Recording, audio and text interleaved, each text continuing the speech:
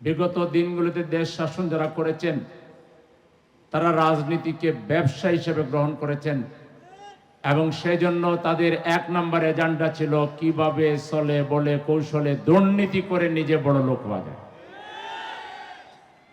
এই অপরাজনীতিকে বাংলাদেশ থেকে বিদায় না করা পর্যন্ত বাংলাদেশের মানুষের জীবনে সুখ আসবে না, শান্তি আসবে না, বাংলাদেশের উন্নতি হবে না, সমৃদ্ধি আসবে না।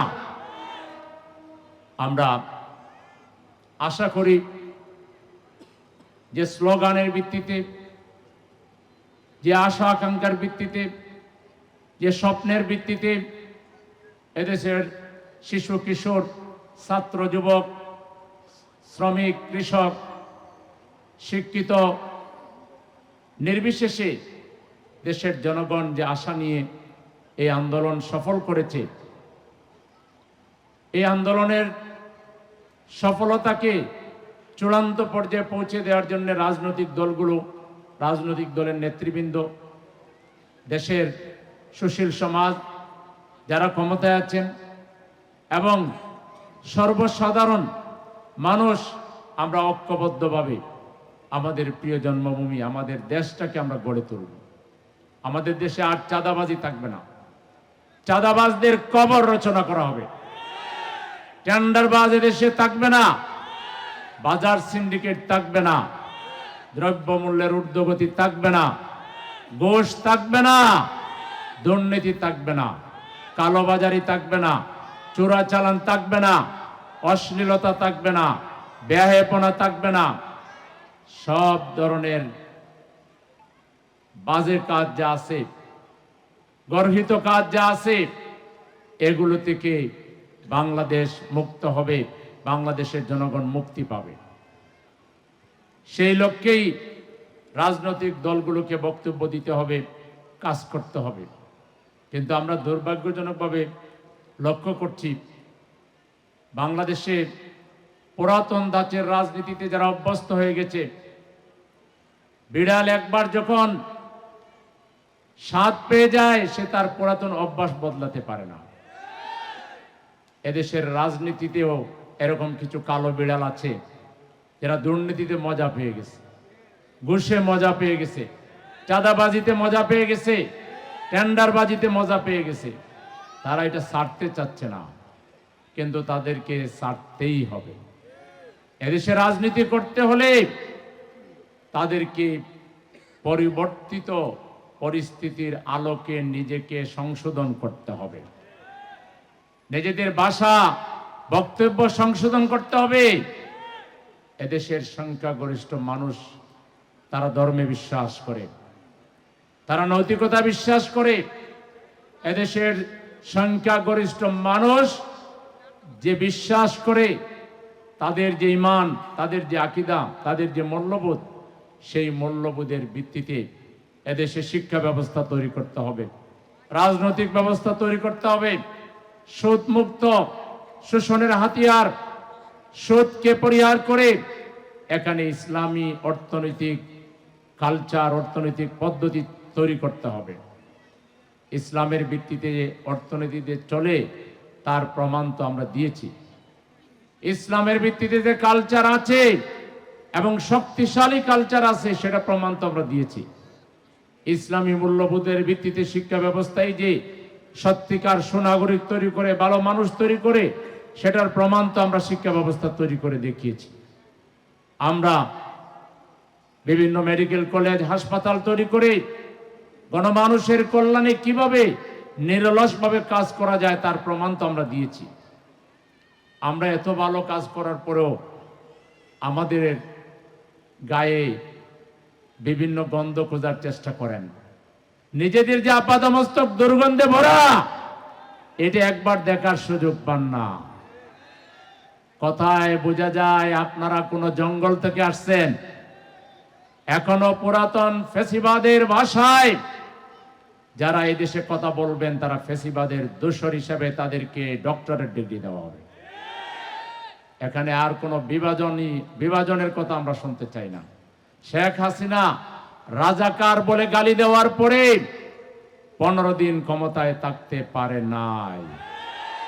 আর জামাতে ইসলামীকে নিয়ে ষড়যন্ত্র করার পরে 72 ঘন্টার মধ্যে খুনি হাসিনা সহ তার 14 গোষ্ঠী দেশ থেকে পালাতে বাধ্য হয়েছে।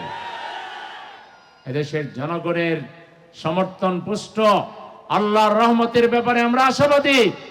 কত স্লোগান দিলেন, যেখানে পাও সেখানে ধরো, জামাত শিবির খতম করো, জামাত শিবিরের আস্তানা জ্বালিয়ে দাও, পুড়িয়ে দাও, একটা দুইটা শিবির ধরো, সকাল বিকাল নাস্তা করো, জামাত শিবিরের বংশ করে দিব ধ্বংস।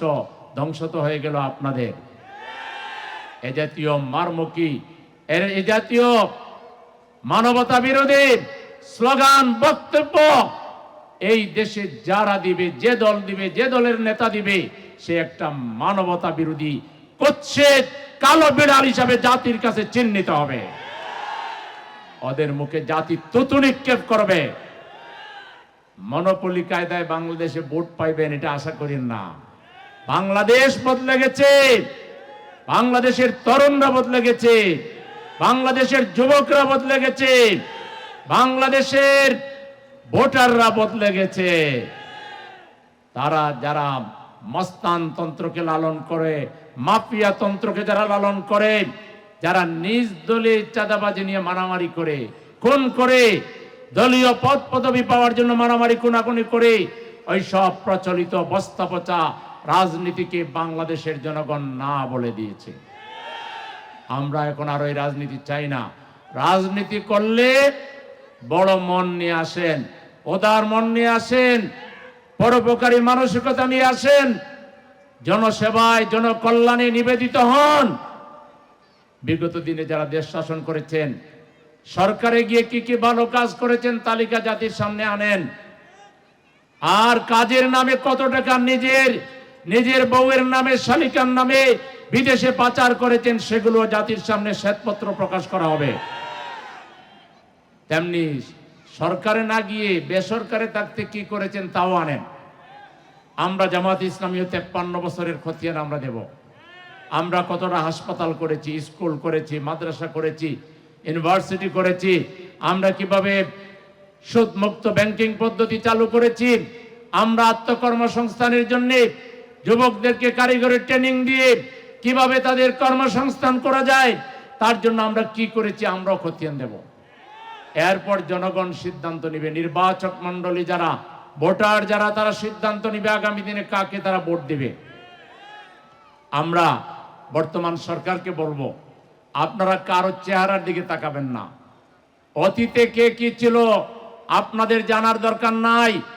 আপনারা দেখেন, আপনারা ক্ষমতায় আসার পরে আইন শৃঙ্খলাকে রক্ষা করার জন্য ওই যে আওয়ামী ফ্যাসিস্টরা এবং তাদের দোসররা এখানে যেভাবে রাস্তায় নেমে গিয়েছিল, এগুলো মোকাবেলা করার জন্য আপনাদের পাশাপাশি বাংলাদেশের কোন রাজনৈতিক শক্তি আপনাদেরকে সহযোগিতা করেছে, আর কারা চাঁদাবাজি, টেন্ডারবাজি এবং নানা ধরনের অপকর্ম করে আপনাদেরকে তটস্থ রেখেছে, আপনারা চিহ্নিত করুন। আমরা বুঝি না আমাদের দেশপ্রেমিক সেনাবাহিনী মাঠে থাকা সত্ত্বেও চাঁদাবাজরা অ্যারেস্ট হয় না কেন? কেন এখনো চাঁদাবাজি হবে? কেন এখনো টেন্ডারবাজি হবে? কেন এখনো জিনিসপত্রের দাম এত বেশি হবে? আপনারা কাকে ভয় পাচ্ছেন?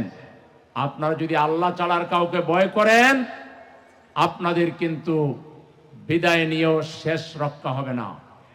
আপনাদের কিছু বড় দায়িত্ব পালন করতে হবে। শেখ হাসিনাকে বিচারের মুখোমুখি করে ফাঁসির মঞ্চে তাকে ঝুলাতে হবে। তাকে এনে প্রাথমিকভাবে আয়নাগরে রেখে তার পাপের প্রায়শ্চিত্ত তাকে দিতে হবে। তার কোন সাঙ্গপাঙ্গকে ধরে তাদেরকে জেলে ঢুকাতে হবে, বিচার করতে হবে। পাশাপাশি এখনো যারা চাঁদাবাজি, টেন্ডারবাজি, কোন দর্শন, রাহাজানি করছে, এদেরকে অ্যারেস্ট করতে হবে। আপনাদেরকে এই 53 বছরে যারা দেশে জঞ্জাল তৈরি করেছে, এই জঞ্জালগুলো পরিষ্কার করে নিট এন্ড ক্লিন করে নির্বাচন দিতে হবে। যেন তেন নির্বাচন, ফ্যাসিবাদের দূষররা বসে আছে, বুথরা বসে আছে, আর নতুন করে তারা বোল পাল্টিয়ে, চেহারা পাল্টিয়ে নতুন কোন দলে ঢুকে আবার ফ্যাসিবাদ কায়েমের চেষ্টা করছে, আবারও তৌহিদি জনতার ভোটকে হরণ করার চেষ্টা করছে। এই অবস্থায় যদি ভোট দেন আপনারা কিন্তু জাতির কাছে পার পাবেন না। এজন্য ভোট দিতে হবে সংস্কার নিশ্চিত করে। পুলিশে সংস্কার করুন, জনপ্রশাসনে সংস্কার করুন, আপনারা নির্বাচন কমিশনে সংস্কার করুন। ভোট যাতে নির্বিঘ্নে এক আল্লাহর ভয় ছাড়া কোন পাষণ্ডরা হুন্ডা নিয়ে গুন্ডা নিয়ে মাস্তানি করে আমার ভোটারকে থ্রেট করবে, এমন ভোট বাংলাদেশে আমরা মানি না। আমরা পরিষ্কার বলতে চাই, নির্বাচন কমিশনের সাথে রিলেটেড, জনপ্রশাসনের সাথে রিলেটেড, পুলিশ প্রশাসন সহ নির্বাচনের সাথে রিলেটেড এক চাষাও যদি আকারে ইঙ্গিতে কোন দলের পক্ষ নেন, এদেশের জনগণ ন্যাংটা করে আপনাদেরকে শাস্তি দিবে। ভোট হইতে হবে একেবারে fair, free, credible vote. Level playing field ঠিক করতে হবে। আমরা দেখছি বিভিন্ন জায়গায় এখনো যারা বসে আছে তারা পায়তারা করছে, যোগসাজশ করছে, কাকে কাকে কিভাবে হারানো যায়, কাকে জিতানো চায়। আল্লাহর ভয় রাখবেন, আর ওই শহীদের রক্ত, তাদের আত্মীয় স্বজনের অভিশাপের কথা মাথায় রাখবেন। জলে পুড়ে সরকার হয়ে যাবেন যদি এবার কোন পক্ষ নেন। আর জনগণ ছাড়বে না, কিন্তু জামাত ইসলামীও ছাড়বে না। জামাত ইসলামী দেশের জনগণকে সাথে নিয়ে এই ধরনের যারা এই সময়ে এসে কোন পক্ষপাতিত্ব করবে, পক্ষপাতিত্বের কল্পনা করবে, আমাদের নিজস্ব সিস্টেম কিন্তু আছে। কোথায় বসে কি আলোচনা করছেন, কোন অফিসে কে কোন দিকে কিবলা রুজু করেছেন, সব আমরা চিনি, সব প্রকাশ করে দিব। কিন্তু হুঁশিয়ার হয়ে যান, সাবধান হয়ে যান। একেবারে নিউট্রাল ইলেকশন করতে হবে। প্রয়োজনে টেস্ট করার জন্য এখন local election, local city corporation, ward কাউন্সিলের কর্মকর্তা নির্বাচিত লোক না থাকার কারণে মানুষ সেবা পাচ্ছে না, বরং এখন আবার নতুন করে দুর্নীতির আখড়ায় পরিণত করা হয়েছে। ছোট্ট একটা কাজ করতে গেলে ঘুষ দেওয়া হয়। আমরা ওই ঘুষখোরদেরকে সমস্ত মেট্রোপলিটন থেকে, সিটি কর্পোরেশনের বিভিন্ন জায়গা থেকে বের করে দিতে হবে, না হলে আমরা ঘেরাও দিব। কিন্তু ঘেরাও দিলে পালাবার রাস্তা কিন্তু খুঁজে পাবেন না। আমরা বলবো আপনাদের ক্যাপাসিটি কতটুকু হয়েছে এটা বুঝবার জন্য আপনারা লোকাল নির্বাচন আগে দেন, আগে মেয়র নির্বাচন দেন, সিটি কর্পোরেশনের কাউন্সিলর নির্বাচন দেন, প্রয়োজনে উপজেলার নির্বাচন দেন। আগে আমরা আপনাদের সক্ষমতা দেখি, তারপরে জাতীয় নির্বাচন দেবেন। জাতীয় নির্বাচন হয়ে গেলে যারা ক্ষমতায় আসবে, জামাত ইসলামী তো এখনো এককভাবে ক্ষমতায় আসে নাই। আপনারা যদি দেন, ইনশাআল্লাহ আমরা যা ওয়াদা করব তাই রক্ষা করব। কিন্তু অতীতে যারা দেশ শাসন করেছেন তারা ক্ষমতায় গেলে যা ওয়াদা করবেন এটা রক্ষা করবেন, এটা দেশের জনগণ বিশ্বাস করে না।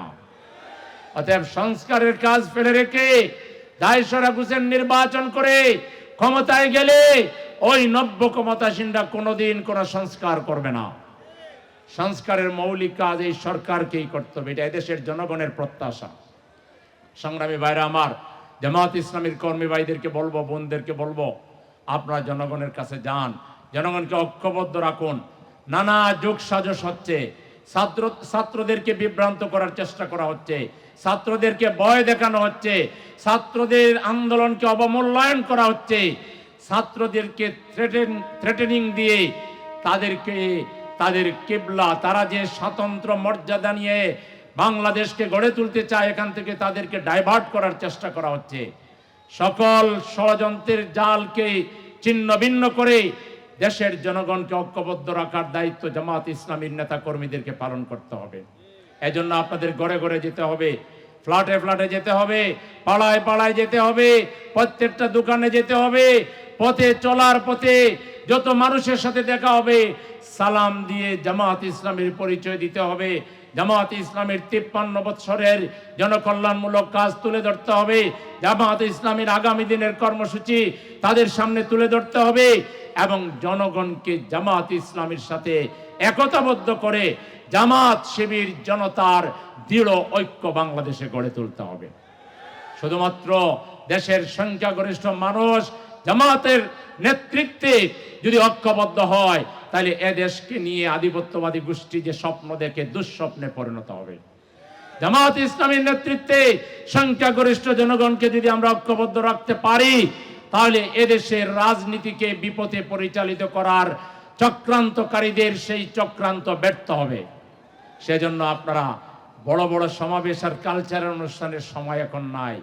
আপনাদের যদি আন্তরিকতা থাকে, দেশপ্রেম থাকে, পরিবর্তনের ব্যাপারে যদি আপনারা সিরিয়াস হন, তাহলে আপনারা ঘরে ঘরে বারবার যান, জামাতের পরিচিতি তুলে ধরেন, জামাতের পরিচিতি বিতরণ করেন, সহযোগী ফরম বিতরণ করেন এবং প্রতিদিন কমপক্ষে 10 জনকে জামাত ইসলামী আন্দোলনের দাওয়াত দেন, কমপক্ষে 1 জনকে জামাত ইসলামীতে শামিল করার জন্য চেষ্টা করেন। পারবেন আপনারা? সাহস আছে? কার কার সাহস আছে দেখি? প্রতিদিন দাওয়াতি কাজ করবেন, প্রতিদিন দাওয়াতি কাজ করবেন, ইনশাআল্লাহ ঘরে ঘরে যাবেন, জনগণকে ঐক্যবদ্ধ করবেন। জামাত ইসলামী যদি শক্তিশালী হয়, ইনশাআল্লাহ বাংলাদেশ শক্তিশালী হবে। জামাত ইসলামী শক্তিশালী হলে এদেশে কোরআনের মর্যাদা, ইসলামের মর্যাদা এখানে আরো প্রতিষ্ঠিত হবে। জামাত ইসলামী যদি সুপ্রতিষ্ঠিত হয়, নোংরা রাজনীতির ডাস্টবিনে নিক্ষেপ করা হবে। জামাত ইসলামী যদি শক্তিশালী হয়, এদেশের 18 কোটি মানুষ বাংলাদেশের মালিক হবে। আমরা 18 কোটি মানুষের হাতে বাংলাদেশের মালিকানা তুলে দিব। 18 কোটি মানুষের সহযোগিতা নিয়ে আমরা পার্লামেন্ট চালাবো, দেশ চালাবো। দেশ একা আমরা জামাতের লোকেরা চালাবো না। এই এলাকায় যদি 5 জন লোক থাকে, যাদের মেধা আছে, যাদের এক্সপার্টিজ আছে, আমরা তাদের পরিকল্পনা, তাদের চিন্তা শুনবো। তাদের পরিকল্পনা যদি ভালো হয়, তাদের হাতে আমরা এই এলাকার উন্নয়নের দায়িত্ব দিয়ে দিব। আপনারাই স্ব এলাকার মানুষেরাই স্ব এলাকার উন্নয়নে ভূমিকা রাখবেন। জামাত যদি দায়িত্বে আসে, এমন এক বাংলাদেশ, যে বাংলাদেশ অন্যরা কল্পনাও করতে পারবে না। আমরা একটা ভালোবাসায় পূর্ণ, দয়া মায়ায় পূর্ণ, প্রীতিপূর্ণ, সৌহার্দ্যপূর্ণ এমন একটি সুন্দর একটা ভ্রাতৃত্বপূর্ণ বাংলাদেশ আমরা প্রতিষ্ঠিত করব, যেই বাংলাদেশে কেউ আর সন্ত্রাস করতে পারবে না, যেই বাংলাদেশে সন্ত্রাস করানোর জন্য যুবকদের হাতে কেউ মাদক তুলে দিতে পারবে না, অস্ত্র তুলে দিতে পারবে না, আমার বোনদের ইজ্জত লুণ্ঠন করার দুঃসাহস কেউ করতে পারবে না। টেকনাফ থেকে তেতুলিয়া একজন নারী নির্বিঘ্নে তার মুহররমাত আত্মীয় ছাড়া ভিজিট করবে, ভ্রমণ করবে, তার দিকে চোখ তুলে তাকাবার মতো কোনো মানুষ পাওয়া যাবে না। এরকম একটি সুন্দর কল্যাণ রাষ্ট্র আমরা কায়েম করব। আমরা ইতিমধ্যে সেগুলোর প্রমাণ দিয়েছি। আমরা যেখানে হাত দিয়েছি, আমাদের 2টা মন্ত্রী ছিল, 3টা মন্ত্রণালয় চালিয়েছেন। ওনারা যা উন্নয়ন করেছেন, দুর্নীতি মুক্তভাবে, স্বজনপ্রীতি মুক্তভাবে, যেভাবে তিনি উন্নয়ন করেছেন, বাংলাদেশের বাকি মন্ত্রীদের উন্নয়নের হিসাব নেন, তারা কতটুকু করেছেন আর আমাদের মন্ত্রীরা কতটুকু করেছেন। আজকে এই 2 মন্ত্রীর মতো 60টা আদর্শ মন্ত্রী যদি থাকতো, বাংলাদেশ বহু আগেই পরিবর্তন হয়ে যেত।